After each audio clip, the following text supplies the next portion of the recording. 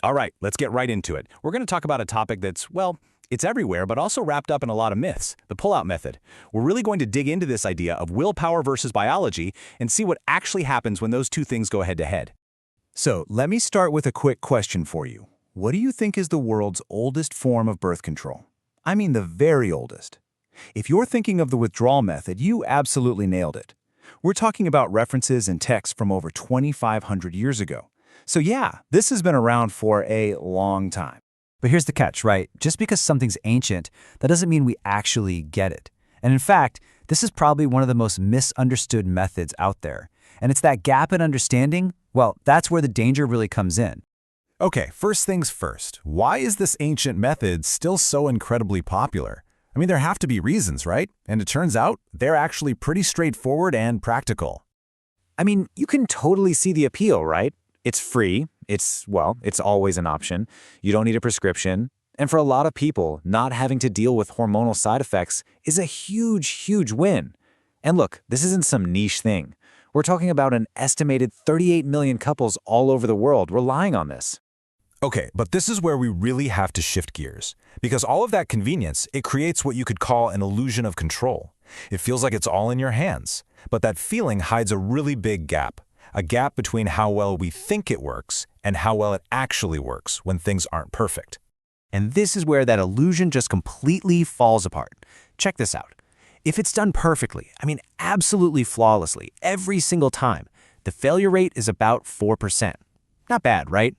But what about in the real world, with real people? That number jumps to around 22%. That leap from 4 to 22%, honestly, that's the whole story right there. So what does a 22% failure rate actually look like? Well, think of it this way. Out of 5 couples who only use the pull-out method for a year, one of them is likely going to get pregnant. 1 in 5. When you hear it like that, it really hits different, doesn't it? So why? Why is that gap between perfect and real world so massive? The answer isn't about skill or timing. It's about biology. It's a factor that's completely outside of anyone's control. And we need to talk about this invisible threat, pre-ejaculate. Okay, so pre-ejaculate, you've probably heard it called pre-cum, is this fluid that's released when someone's aroused. And it has a really important job biologically speaking. Its whole purpose is to clear the path to neutralize any acid left over from urine in the urethra, basically making it a safer runway for sperm. Now this next part is maybe the most important piece of the whole puzzle. The release of this fluid, it is not voluntary. It's an involuntary reflex, controlled by the same part of your nervous system that handles your breathing and your heartbeat. You don't decide to do those things, right? Same here. You can't feel it, you can't time it, and no amount of willpower or self-control can stop it. Which of course brings us to the million-dollar question, the one this all hinges on. Does this stuff actually have sperm in it? For a long, long time, this was a huge debate.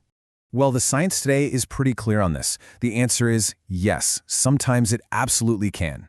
Now, to be clear, the fluid itself doesn't come from the testicles, but it can act like a little sponge, picking up leftover sperm that's just hanging out in the urethra from a previous ejaculation. And when you look at the studies, it's not a small risk. Some found sperm in about 17% of samples. Another one found it in 41%. It's basically a game of Russian roulette, biologically speaking. Okay, so now that we know the biology behind the risk, let's actually see how the pull-out method stacks up against some other common options out there. Wow. Okay, this chart really puts it all into perspective, doesn't it? That bar for withdrawal, it's huge. It's even riskier than typical condom use. But the real eye-opener is when you compare it to something like a hormonal IUD. The difference between a 22% risk and a 0.2% risk, that's not just a little gap. That's a whole different universe of effectiveness.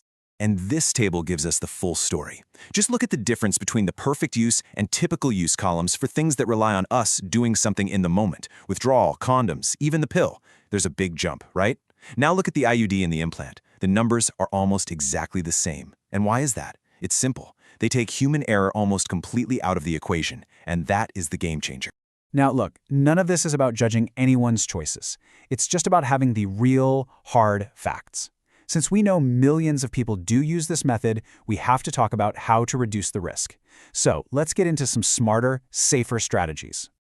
First off, there's a little detail from the CDC that can be confusing, so let's clear it up. They give withdrawal what's called a Category 1 rating. That just means it's medically safe for anyone to use. It won't hurt your body. But, and this is a really big but, that rating says absolutely nothing about how effective it is. It's about safety, not reliability.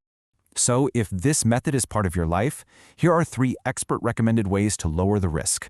Number 1, double up. Seriously, using withdrawal with a condom gives you a much stronger safety net, plus it protects against STIs. Number 2, have a backup plan. Just having emergency contraception on hand can be a total lifesaver if there's a mistake. And number 3, reset between rounds. Urinating and cleaning up after ejaculating can help clear out any of that residual sperm we talked about.